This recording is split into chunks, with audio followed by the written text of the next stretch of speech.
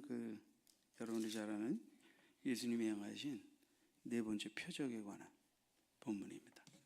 흔히 보리떡 5개와 물고기 2마리로 5,000명을 먹이신 사건에 관한 내용인데요. 그 이적에 관한 내용의 기사는 여러분들 우리가 잘 아니까 그것은 생각하지 않고요. 자, 우리가 이 주님께서 요한복음에서 이제 표적을 행한 것을 요한이 7가지로 발췌해서 기록합니다. 이제 마태, 마가, 누가도 여러 가지 이적을 기록했지만 요한이 특별히 예수님이 행하신 표적 가운데 7가지를 발췌해서 특별히 기록하는데, 거기에는 원문상으로 보게 되면 좀 독특한 문법 형식을 사용했어요. 그것을 우리가 이제 에고에임이라고 하는데, 영어로 말하면 I am 이렇게 이제 말할 때, 나는 빛이다, 나는 생명이다, 나는 선한 목자다, 이런 식으로 이제 예수님이 자신의 정체성을 밝히는. 근데 이 부분에 관한 용법이 구약 성경에서는 이제 모세가 내가 하나님의 보내질로 하다 이제 애굽으로 가서 그러면 누가 나를 보냈다고 말해야 됩니까? 하면서 이제 나를 보내신 분에 대해서 뭐라고 말하리까라고 묻게 되죠. 그러니까 하나님께서 나는 뭐뭐다라고 말할 때 나는 스스로 계신 자니라라는. 그래서 사도 요한이 이제 이렇게 이 7가지 표적을 통하여 마치 하나님께서 모세에게 내가 스스로 있는 자니라 하고 자기 자신을 계시하시고 밝히신 것처럼 사도 요한은 하나님이 보내신 예수 그리스도가 누구다라고 하는 것을 밝히는 독특한 영법으로 이 에고에이미를 사용하면서 7가지 표적을 거기에다 담아서 이 메시지를 이제 우리에게 전해주고자 했던 것입니다. 그래서 오늘 이제 이 네 번째 오병이어의 사건을 통해서 이제 말씀을 좀 나누도록 하겠습니다. 오늘은 이제 좀 이 하나님께서 표적을 행하시는 이유, 그죠? 그것이 무엇일까? 그리고 이 표적을 행하셨지만 사람들의 반응은 어땠나? 이런 부분을 좀 나누고, 이제 다음 주에는 이 표적의 목적이 나는 생명의 떡이다, 나는 영생의 떡이다라는 이 부분을 말씀하신 것이니까 좀 이 표적의 목적의 이유, 표적에 대한 이유라고 할까요? 그래서 우리가 흔히 이제 너무나도 쉽게 자주 쓰는 말, 영생, 생명 늘 자주 쓰잖아요. 이런 게 좀 진짜 정확하게 성경적으로 무슨 의미인지, 무슨 뜻인지 이런 것도 좀 다음 시간에 약간 신학적인 의미도 좀 섞어서 여러분들의 설명을 좀 드리려고 그래요. 그래서 우리가 너무 쉽게 자연스럽게 사용은 하고 있지만 그것에 대한 정확한 의미를 모르고 사용할 수도 있으니까 한번 그런 부분에 대해서 정리도 해드릴 겸해서 이제 예수님이 나는 생명의 떡이다, 그죠? 영생을 주는 생명의 떡이다 라는 의미, 그래서 그 생명, 영생 이런 의미와 더불어서 이제 이 오병이어의 표적의 이유들을 설명드리도록 하겠습니다. 자, 1절 2절을 보시죠. 그 후에 예수께서 디베랴의 갈릴리 바다 건너편으로 가시매 큰 무리가 따르니 이는 병자들에게 행하시는 표적을 보았음이로라. 자, 첫 번째 우리가 생각할 것은 이 주님이 행하신 이 표적에 대해서 무리들이 그저 어떤 반응으로 나왔느냐 하는 부분이에요. 어떤 부분으로 나왔느냐. 거기 보면 예수님이 큰 무리가 예수님을 쫓은 이유가 행하는 표적을 보았기 때문에, 행하시는 표적을 보았기 때문에. 그러니까 물론 이제 가장 직전의 표적의 기록은 우리가 지지난 시간에 나눴지만 이제 38년 된 병자를 고치신 사건도 있을 것이고 또 갈릴리 지역에서 많은 병자들을 고치셨을 것입니다. 그들이 바로 이 표적을 보고 이제 예수님을 쫓았다, 이렇게 성경은 기록하고 있는 것입니다. 여러분, 이 표적을 행하시는 이유는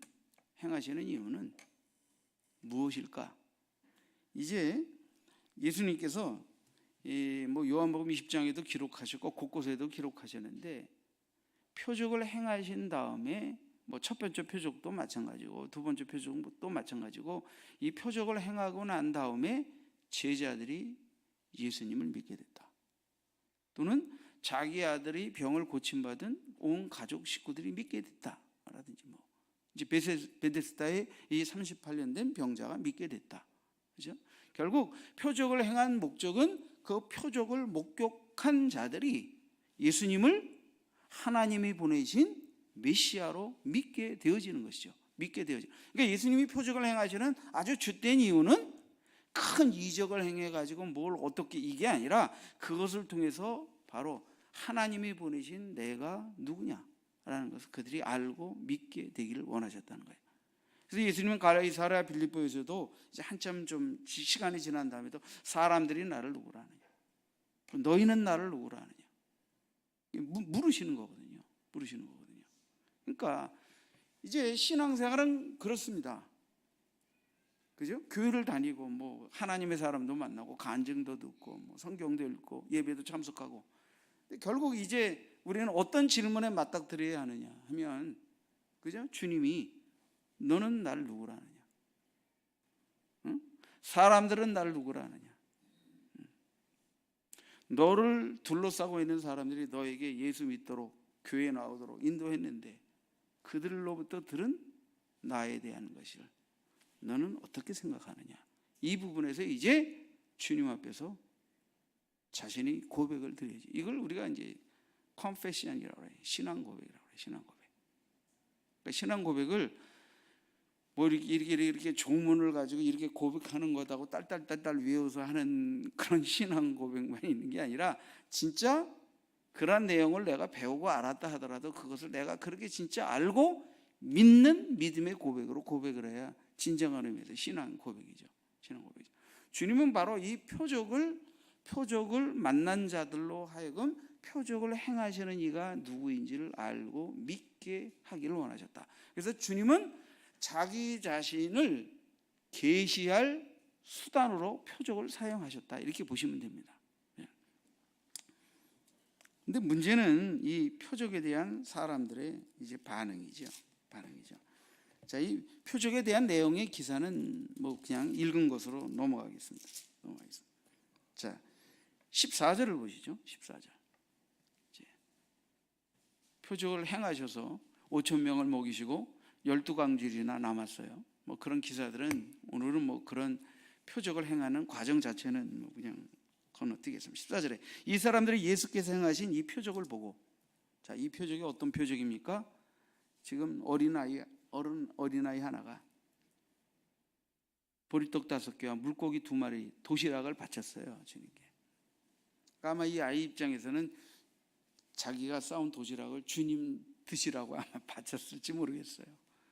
근데 주님은 이때 경제도 어렵고 가난한 백성들, 병든 백성들, 이들이 주님께 나와 이제 말씀을 듣고 그랬는데 이들에게 이제 주님께서 떡과 고기를 공급하기를 원하셨어요. 그래서 축사하시고 이제 제자들에게 나눠주라 했는데 5천 명이 배불리 먹고 남은 것이 12광줄이 찼다 그랬어요. 12광줄이.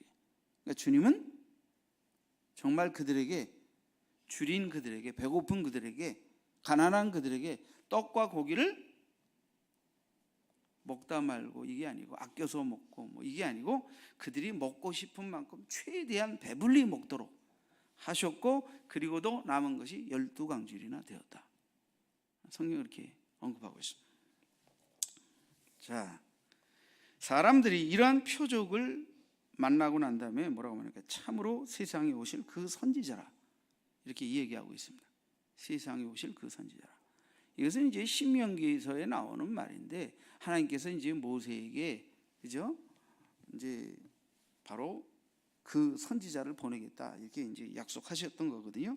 그러니까 바로 이 사람들이 예수님이 행하신 표적을 보고 세상에 오실 그 선지자라고 일컫는 것은, 이제 사마리아인이나 이방이나 이 병자들, 이 유대 갈릴리 지역의 사람들은 바로 이제 성경에 모세를 통하여 하나님께서 말씀하신 바로 그 선지자, 바로 메시아라고 그들이 인식하고 있는 그 선지자가 맞다라고 이제 생각을 했던 것이죠.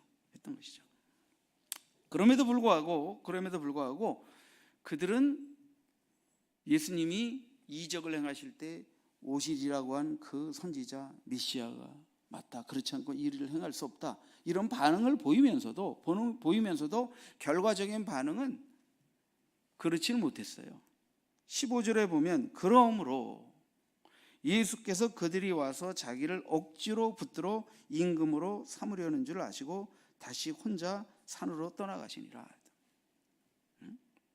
여기 보면 그들이 억지로 붙들어 임금을 삼으려고 하기 때문에 그들을 떠나서 혼자 산으로 떠나가셨다, 이런 표현이 나오고 있습니다. 억지로 붙들어, 이것은 강제로. 다시 말하면 그들이 지금 예수님을 떡을 만들어주고 고기를 만들어주니까 그 예수님이 누구다, 선지자다, 메시아다라는 관심보다 그들이 이 로마의 압제 속에서 정치적으로 눌려있고 경제적으로 가난한 상태에 있는데 이 예수님을 자신들의 왕으로 강제로 세워서 옹립해서 자신들의 문제를 해결하는 통치자로 삼으려는 의도를 나타내 보였다 하는 것이죠. 그러니까 우리는 이제 일단의 사람들이 예수를 메시아다라고 생각하고 있지만 결과적으로는 유대인들이나 그 주동자들이 대부분 어떤 예수 그리스도가 성경에서 약속한 고난받고 대속의 역사를 이룰 구세주로서의 메시아라기보다는 굉장히 다윗과 같이 강하고 힘있는 정치적인 경제적인 측면에서의 강한 왕으로서의 통치자를 메시아로 생각하고 있으며 바로 이분의 이적을 행하는 모습을 보니까 그럴 만한 분이다 라고 생각해 강제로 임금을 삼으려고 했다. 그러니까 여기서 보면 결국은 뭐예요? 예수님이 표적을 행하신 이유와 표적을 행하신 목적과 표적을 받아들이는 사람들이 주를 향하여 반응하는 것에서 서로 뭐예요? 의도가 달랐다, 생각이 달랐다. 흔히 우리가 이런 걸 보고 동상이몽이라고 그래요. 동상이몽. 예수님은 표적을 행하신 이유가 하나님이 보내신 메시아로서 구세주로서의 자기 자신을 계시하려고 했던 것인데 그 표적을 통하여 예수에게 접근하는 그들은 자신들의 욕구 충족, 문제 해결을 위한 왕으로서 예수를 강제로 세워서 추대하려고 하는 움직임을 보임으로 인해서 뭐예요? 하나님이 보내신 목적을 이루는 메시아로서의 예수는 거절하고 자신들의 욕구 충족과 욕망을 성취하기 위한 예수를 갖다가 옹립하려고 하는 의도를 보일 때 예수님은 결국 그들을 물리치고 한적한 산으로 떠나가실 수밖에 없었다 하는 것이 오늘 본문의 기록입니다.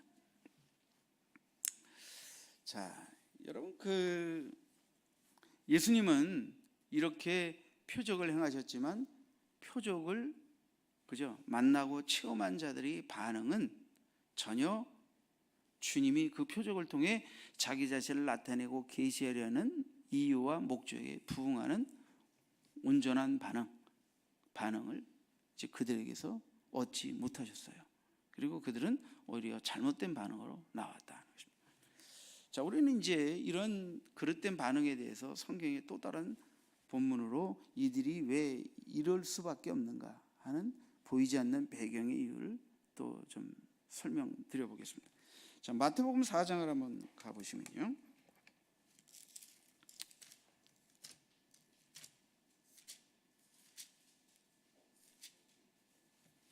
마태복음 4장은 예수님이 공생애를 시작하시기 전에 성령에게 이끌려 마귀에게 시험을 받으러 광야로 가서 40일을 금식하신 후에 그 시험하는 자 마귀에게 받으신 3가지 시험에 관한 내용이 기록되어 있습니다. 거기 3절에 보면 시험하는 자가 예수께 나와서 이르되 내가 만일 하나님의 아들이거든 명하여 이 돌들로도 떡덩이가 되게 하라. 자, 마귀가 40일을 줄이신 예수께 와서 첫 번째 시험이 뭐냐면 이 돌들로 떡덩이가 되게 하라는 거예요. 그렇게 해서 하나님의 아들인 것을 입증해봐라. 우리는 이 마귀의 질문 속에서 예수님을 향하여 예수를 하나님이 보내신 구세주로 메시아로 온전히 알고 믿지 못하도록 그릇된 생각과 유혹받은 마음으로 예수께 접근함으로 인해서 오히려 예수님이 그들에게 자신을 의탁하거나 믿도록 허락하실 수 없는 상황을 만드는 아주 중요한 이유 중에 하나가 바로 뭐냐면 이 돌로 떡덩이가 되게 하라. 다시 말하면 예수를 너희들이 수단과 목적을 충족시킬 세속적, 정치적, 경제적 그릇된 메시아간으로 접근하게 만드는 이런 마귀의 유혹이 있을 것을 예수님이 받으신 시험 속에서 우리는 충분히 유추해낼 수 있는 것입니다. 예수님이 실제로 기적을 행하셨어요. 예수님은 자기가 줄이셨을 때는 기적을 행하지 않으셨습니다. 자기를 위하여 기적을 행하지 않으셨어요.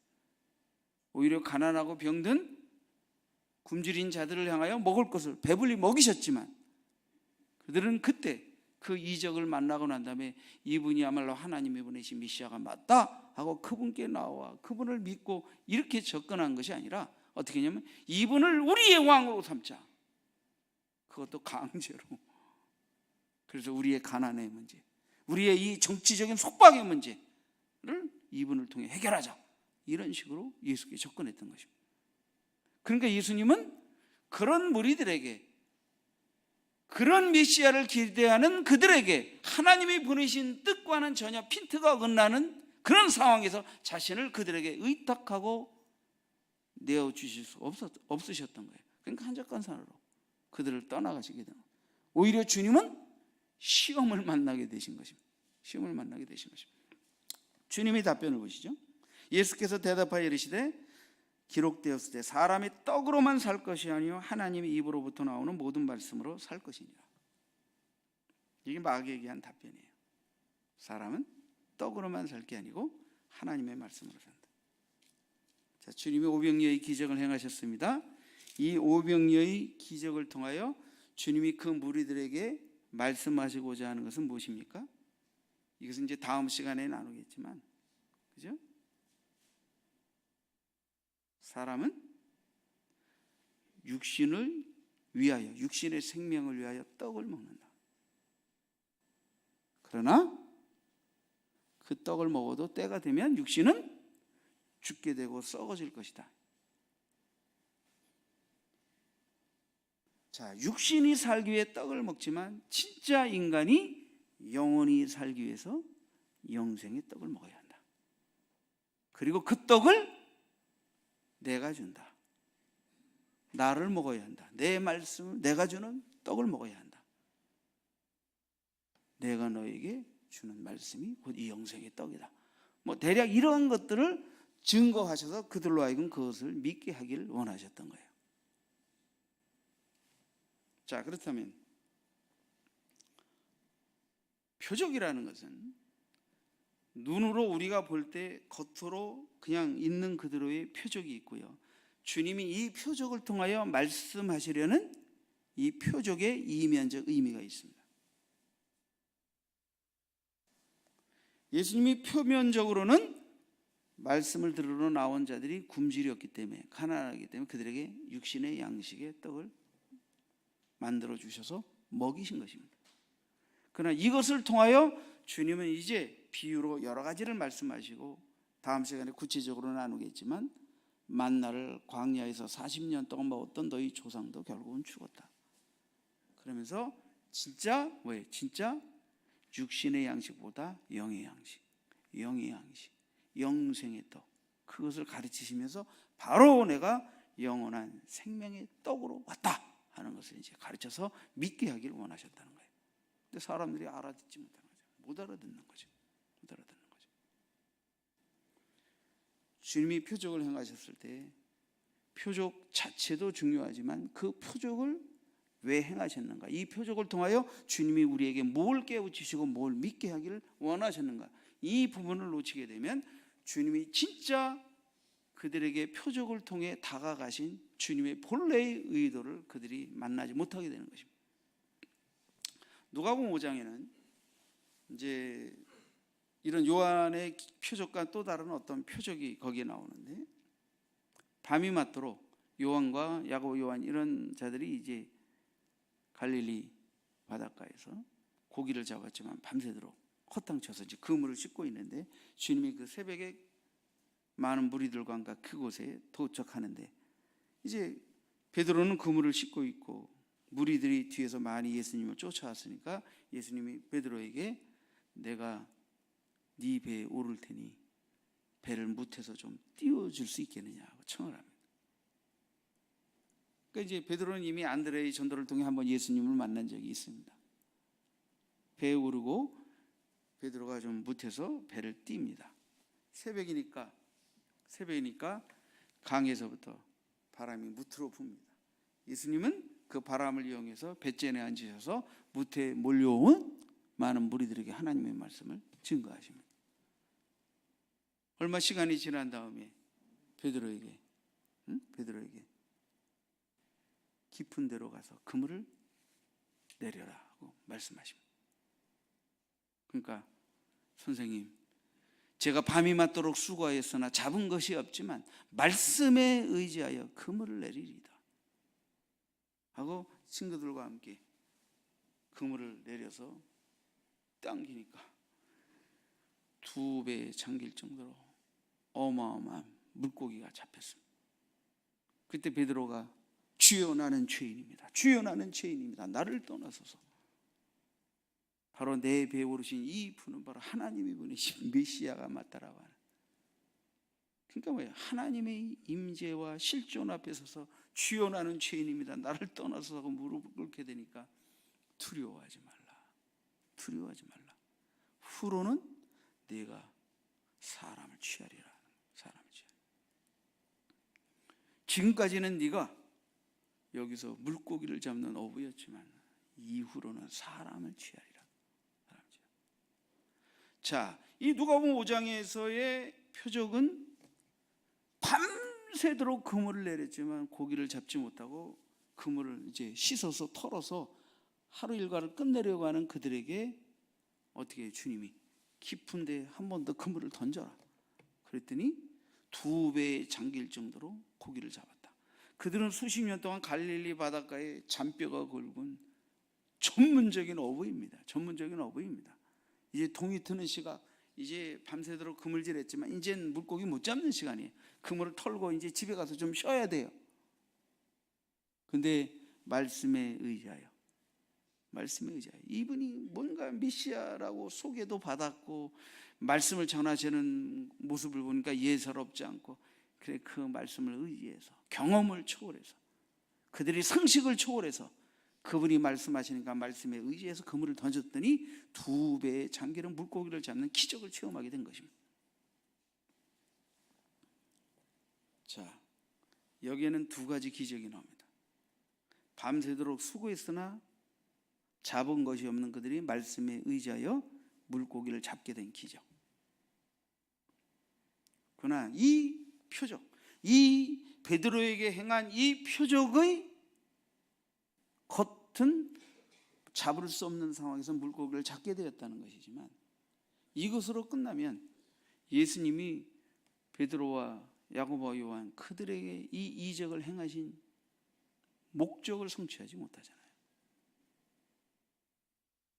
나는 죄인입니다 하고 무릎을 꿇을 때 두려워 말라. 후로는 사람을 취하리라. 그런데 성경 누가복음 뭐라고 기록되어 있습니다. 그들이 배와 그물을 버려두고 예수를 쫓으니라. 할렐루야. 이게 바로 뭐예요? 베드로가 예수님이 소개만 받았던, 메시아일지도 모른다고 소개받았던 예수가 자기 뱃전에 와 행하신 표적, 그 이적을 만나고 난 다음에 이분은 바로 메시아가 맞다, 하나님이 보내신 구주가 맞다는 것을 믿게 되어지는 순간 그는 배와 그물을 버려두고 예수를 쫓는 자가 되었다는 거예요.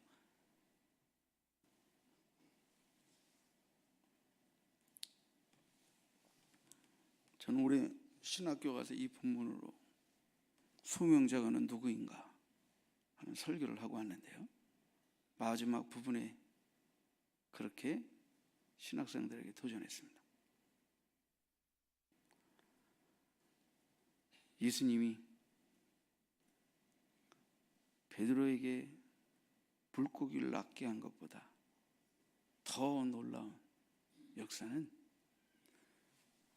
베드로를 사람 낚는 업으로 낚은 것이다.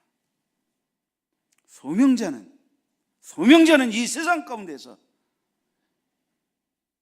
예수를 의지하여 물고기를 더 많이 잡을 수 없는 환경에서 풍성한 이런 이적, 이게 아니고 진짜 하나님의 종은 이 세상 가운데서 사람을 낚는 업으로, 영적 업으로 택함 받은 것이다.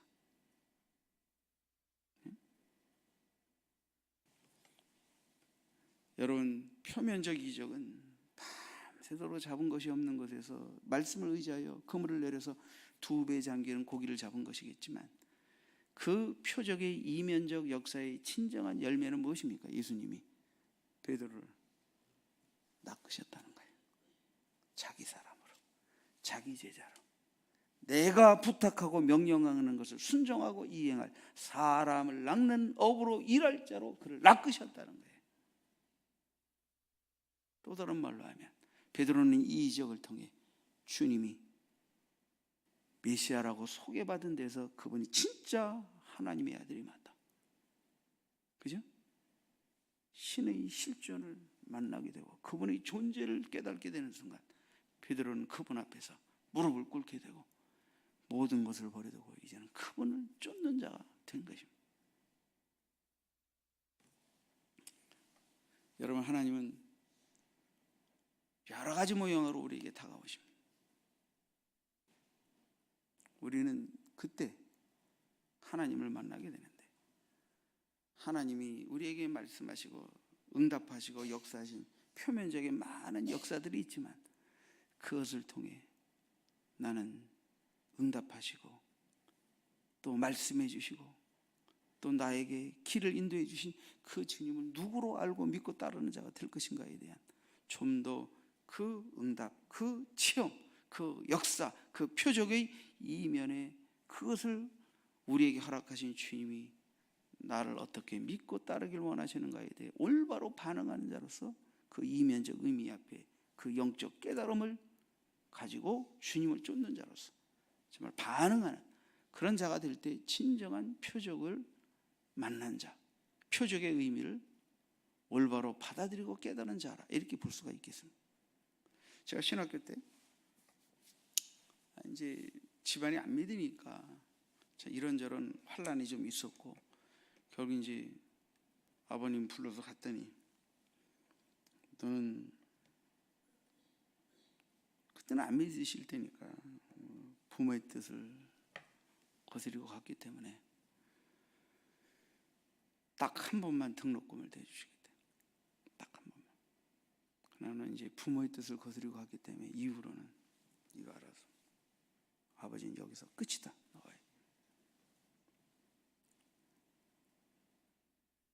이제 처음엔 뭐 자식 취급도 안 한다고 이제 그러셨었는데 그래도 이제 부모니까 약하셔가지고 이제 첫 번 등록금만 받고 이제 학교에 입학을 했는데 그 뭐 등록금 내고 첫 주를 이제 가까운 교회 가서 예배를 드리고 딱 나오니까 주머니 아무것도 없었어. 주일날 아침을 사 먹을 돈도 없었어요.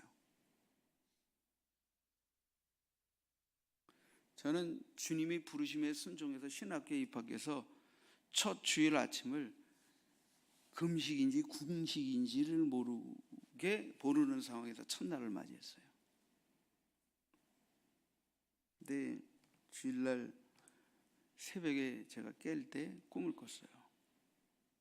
꿈을 꿨는데 꿈에 우리 교회에서 함께 신학교를 입학하게 된 이제 그 목사님 동생이 있는데 그분이 나를 찾더라고. 꿈에 아주 반가운 그저 얼굴로 나를 찾더라고. 그러면서 뭔가를 내미는 그런 꿈을 꿨어요. 저녁이 되는데 이제 그분이 이제 대전에 주일을 지내고 학교에 왔어요. 저를 찾았어요. 진짜 찾더라고. 그러더니 품 안에서 하얀 봉투를 가지고 와서 나에게 주더라고. 그리고 교회에서 그 유전사를 교회 기관의 한 사역자로 임명을 해서 일하게 하고, 그리고 어려운 것 같아서 사역비, 한 달 사역비를 선불로 그분이 가져가서 저에게 봉투를 내밀었어요. 그래서 저는 이제 교회에서 전도사로 파트타임이지만 전도사 일을 하면서 서울 대전으로 오르락내리락 하면서, 물론 그 돈은 그때 우리 친구들이나 뭐 신학교 1학년 때는 교회에서 전도사로 임명받아서 일하기가 쉽지는 않습니다. 그렇지만 하여튼 저는 그렇게 해서 사역비를 받았는데, 그 돈은 서울서 대전까지 오르락내리락 가는 교통비하고 또 대전에서 머물면서 식비하고 또 얼마의 여윳돈이 되는 그런 하여튼 금액이었어요. 적지 않은 금액이었어요. 그래서 저는 그렇게 신학교 4년 동안 사역하면서 그렇게 이제 일을 할 수 있게 됐었어요. 저는 하나님의 부르심에 순종해서 이제 신학교에 가는 것 때문에 믿지 않는 가정에서 조금 핍박도 있었고, 또 부모님의 진노도 있었고, 형제들을 통한 환난도 좀 있었습니다. 그리고 이제 아버지로부터 마지막 육신의 아버지의 마지막 사랑과 정으로 첫 번째 등록금은 대주고 이제 너와는 끝이다, 이별 선언을 받고, 그리고 저는 첫 신학교에 입학해서 첫 주일을 제 주머니에 수정해서 이제 더 이상 아무것도 없는 빈털터리로 첫날을 금식인지 궁식인지 모르게 하루를 보내고 저녁을 맞이했는데, 그때 하나님은 저에게 이제 사역의 자리와 선불 사역비를 통해서 굶지 않게 하셨어요. 그리고 일하게 하셨어요. 그래요. 오병이어의 기적의 동산에서 그 무리들은 예수님이 물고기 2마리와 보리떡 5개로 이루신 기적을 통하여 배불리 먹는 이적을 경험하게 됩니다. 저에게 오병이어의 기적은, 저희 생에 있어서의 오병이어의 기적은 이제 주님의 뜻대로 순종하여 나와 신학교에서 첫 주일을 맞으며 저는 먹을 돈도 양식도 아무것도 없어서 하루를 굶으며 보내는, 저는 이제 그냥 하나님이 먹이시면 먹고 굶기시면 금식하고 기도하라나 보다 하고 이 믿음으로 있었는데, 그날 저녁 하나님은 저에게 먹을 것과 생활할 것을 공급하셨고, 그 뒤로 지금까지 한 번도 내 주머니에 돈이 없어서 억지로 굶은 적은 단 한 번도 없습니다. 그래서 저는 주님께 부름받고 만 하루도 아니고 아침, 점심, 저녁 한두 끼 정도 굶은 것 위에는 주님의 공급을 통해서 평생 지금까지 주님을 믿는 하나님의 종으로서의 순종의 걸음에서 먹을 것이 없어서 먹지 못하게 되는 일이 없도록 하나님이 먹이시고 입히시고 돌보시고 공부시켜 주시고 여기까지 이끌어 오셨습니다. 그래서 저는 제 생애 속에서 저는 그날이 오병이어의 기적으로 5,000명을 먹이신 그 주님을 만났는데, 그 주님은 나의 주의 종으로의 부르심과 이후에 그 사명에 순종한 이후의 삶에 먹고 마시는 문제에 있어서 매이지 않게 나에게 자유와 공급의 주인이 되어 주셔서, 그래서 저는 마태복음의 산상수훈에서 예수님이 하신 말씀을 참 좋아해요. 너희는 먼저 그의 나라와 그의 의를 구하라. 그래야만 이 모든 것을 더하시겠다고 약속하신 마태복음 6장 33절 말씀을 참 좋아합니다. 공중에 나는 새를 보라, 들의 백합화를 보라. 응? 천부께서 다 먹이시고 입히시는데 너희 일까보냐, 이 믿음이 적은 자들아, 무엇을 먹을까 무엇을 마실까 근심하고 염려하지 말라. 내가 먹이고 입힌다. 너희는 그의 나라와 그의 일을 구하라. 저는 정말 주님의 부르심을 따라 그의 나라와 그의 의를 구하는 심정으로 주님 앞에 순종하여 나와 영광스럽게 한 2끼 굶었지만 뭐 2끼 정도, 3끼 정도, 뭐 3일 정도 그때 당시에 뭐 금식하며 기도 다반사로 할 때니까. 근데 주님은 만 하루도 굶게 하지 않고 저녁부터 양식을 공급하셔서 그 이후로 일평생 사는 동안에 특별히 기도하기 위해서 일부러 굶는 거 외에 주머니에 돈이 없어서 굶게 하신 적이 없다.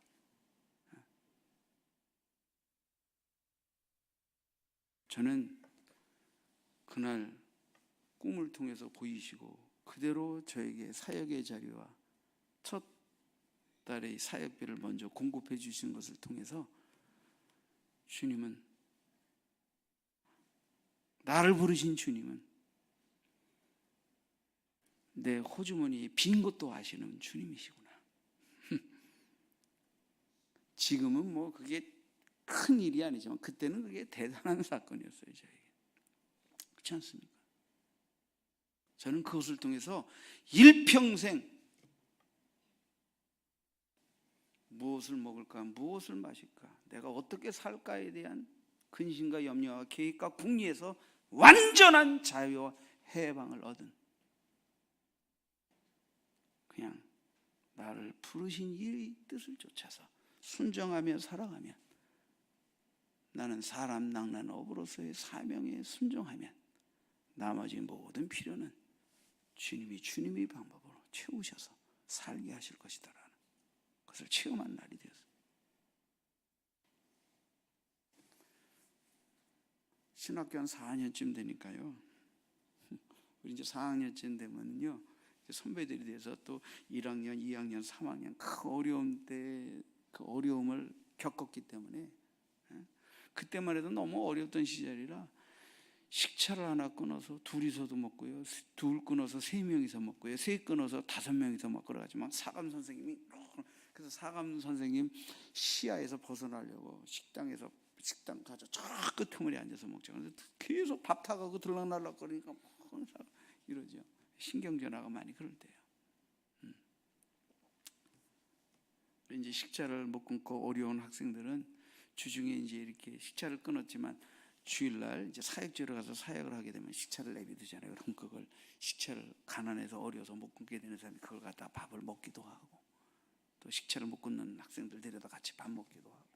4학년쯤 되면 이제 우리가 임원들이 되고 기숙사에서 또 생활하고 그러다 보면 어려워서 학기 초에 등록금을 못 내는 사람이 누군가, 식차를 못 끊는 사람이 누군가, 이런 것들을 보고 어떨 때는 등록금을 못 내가지고 어려우면 같이 등록금을 절반씩 내가지고 일단 그러면 한 달 동안 말미를 줘요. 한 달 내에 낼 수 있도록.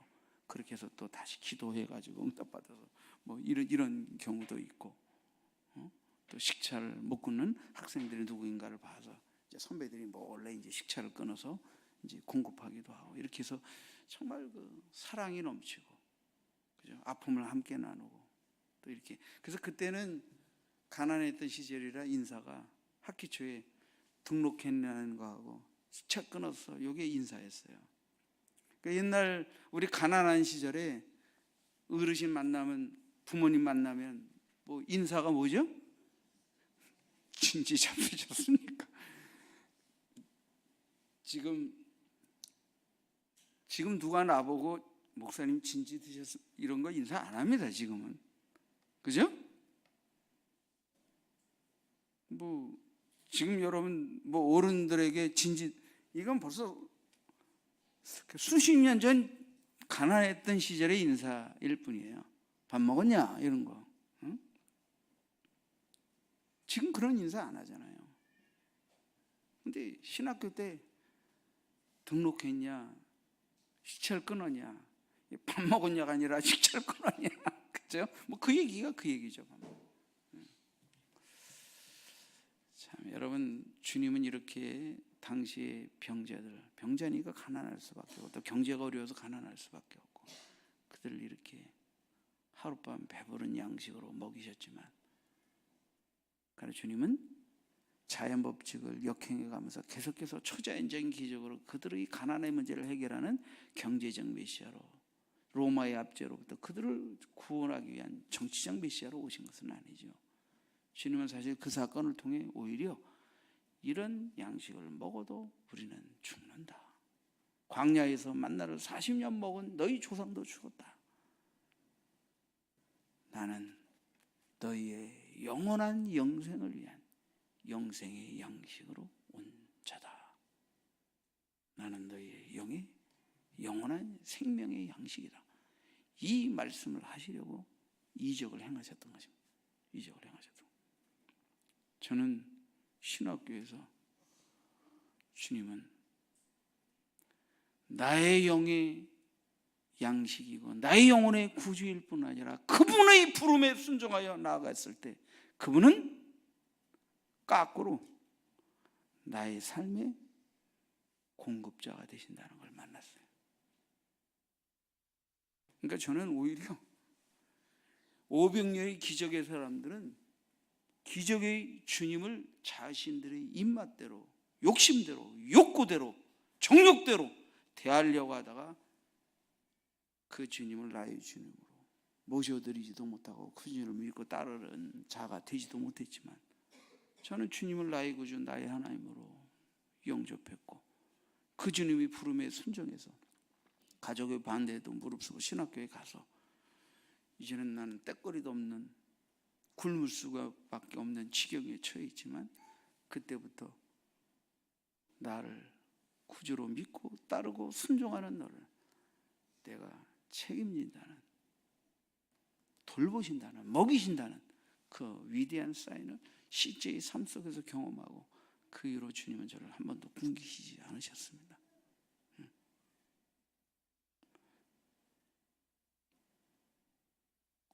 왜 굶냐고? 아니 지금 이게 굶는다는 얘기 아니니까 전혀 뭐 별로 굶어봤어야지 뭐. 어려워서 굶는다는 느낌이 없으니까. 옛날 나이 드신 분들이 옛날 아팠던 추억이나 있어야 뭐 좀 이게 어필할 수 있는 얘기겠지만, 여러분 앞으로 인생을 살아보세요. 지금은 굶는 시대는 아니지만 그래도 인생을 살다 보면 수많은 어려움을 만나게 될 것이고, 한 끼 양식을 위해 남에게 손을 벌려에 대한 누추함, 어려움들을 겪게 될 때 오히려 이 옛날보다 더 큰 수치와 열등감과 압박감을 받을 수 있어요. 왜? 풍성한 시대이기 때문에. 네? 그러나 여러분, 주님 우리에게 말씀하십니다. 진짜 양식은 영혼의 양식이다. 그렇게 우리가 그토록 추구하고 얻고 갖기를 원했던 그것도 다 끝난다. 우리의 생명이 끝나는 날, 나도 썩어질 것으로, 내가 그토록 먹고 무엇을 누릴까, 입을까, 쫓을까, 싸울까, 그것도 다 나를 떠나간다는. 그러나 내 영혼을 먹이시고 내 영혼의 영의 양식이 되오신 주와 함께 영생에 들어갈 준비를 하지 못하면 우리는 정말 헛된 것을 쫓아 살다가 마귀에게 속고 세상에 속고 자신에게 속고 멸망으로 가는 자가 될 수밖에 없다. 그래서 마귀가 예수님을 시험한 또 다른 시험이 무엇입니까? 천하만국의 영광을 보여주면 내게 절하라. 그럼 이 모든 것들을 너에게 주겠다. 아니 마귀가요. 마귀가 하늘의 주인인 주님이 이 땅에 우리를 구원하기 오셨는데 그 주님에게 천하만국의 영광을 보여주면서 내게 절하라는 거예요. 그러면 내가 이 모든 것들을 주겠다는 거예요. 자, 우리는 마귀 이 시험 속에서 사람들은 끊임없이 예수를 자기 욕구 충족의 수단으로, 자기 부귀영화를 이루어줄 수단으로 찾게끔 끊임없이 유혹하면서 하나님이 예수를 우리에게 주신 구세주로서의 영원한 속죄의 뜻을 이룰 구세주로서의 예수를 목말라 찾고 그분 앞에 무릎 꿇기보다 자신의 욕망과 죄악과 탐심과 세상으로부터의 유혹에 따른 허영으로 끊임없이 하나님 앞에 그것을 목마르게 찾다가 주님도 만나지 못하고 그 소원도 이루지 못하고 결국은 세상에서 주님께도 버리운 자가 되고 자신도 주님을 만나지 못하고 이렇게 멸망해가는 삶을 마귀에게 속고 살 수밖에 없도록 마귀가 역사할 것이다 라는 이 정보가 예수님이 공생애를 시작하기 전에 마귀에게 시험당하신 이 시험의 세 가지 중 이 두 가지의 내용 속에서 그것을 우리가 읽을 수가 있는 거예요.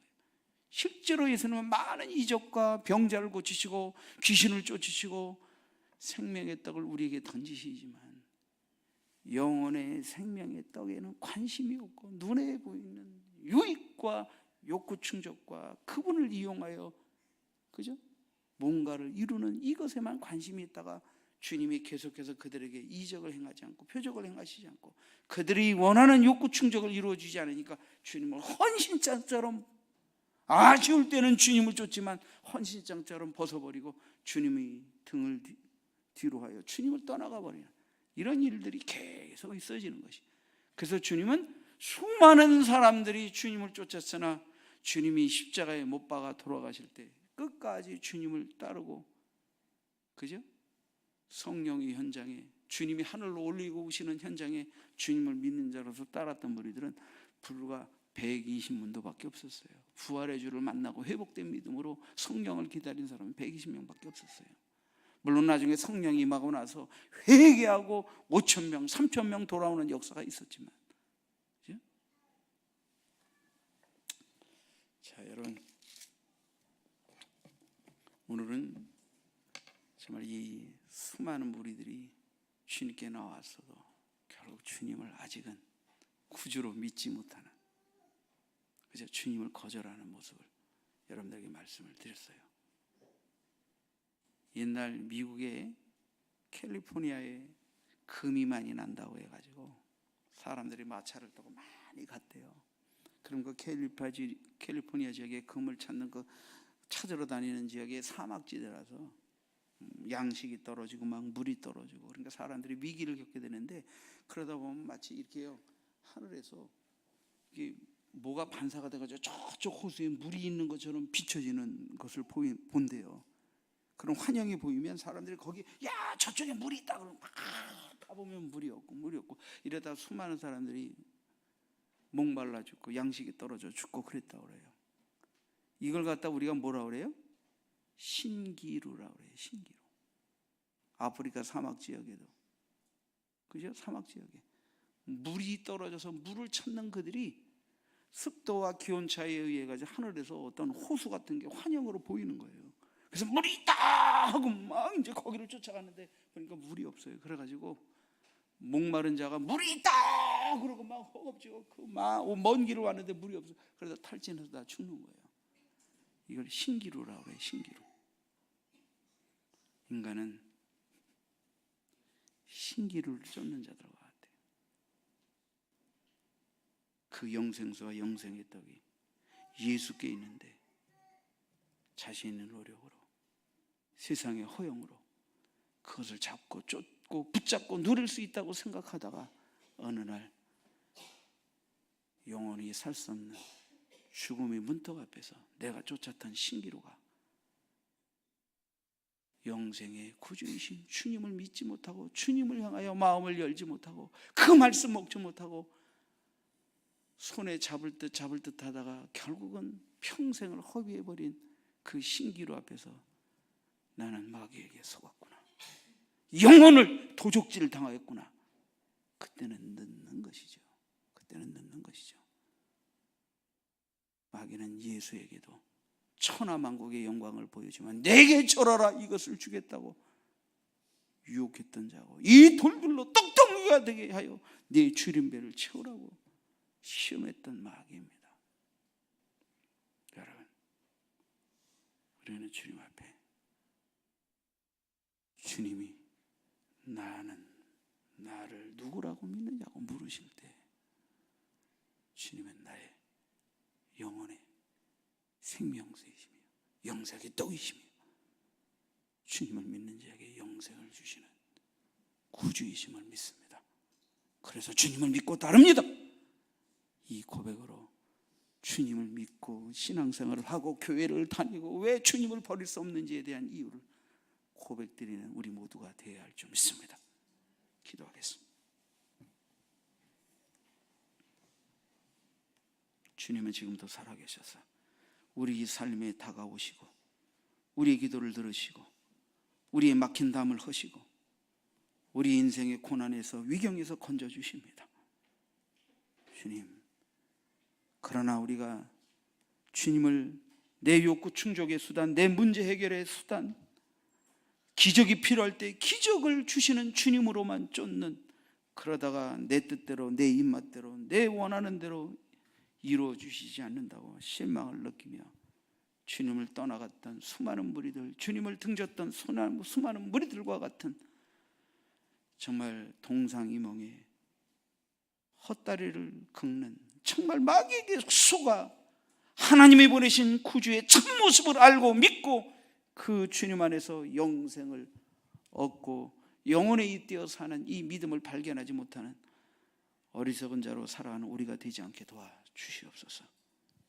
주님, 나의 주, 나의 하나님, 나의 영원한 생명 양식인 주님을 믿고 따르며 정말 우리가 썩어질 양식을 위하여 일하지 말고 영생할 양식을 위하여 일하라고 하신 주님의 말씀을, 나는 생명의 떡이며 생명수라고 말씀하시는 그 주님의 입에서 나오는 그 영원한 양식으로 영생을 얻고 그 주님을 영생의 구주로 믿고 바라보고 의지하며 살아가는 우리 모두 될 수 있도록 축복해 주시옵소서.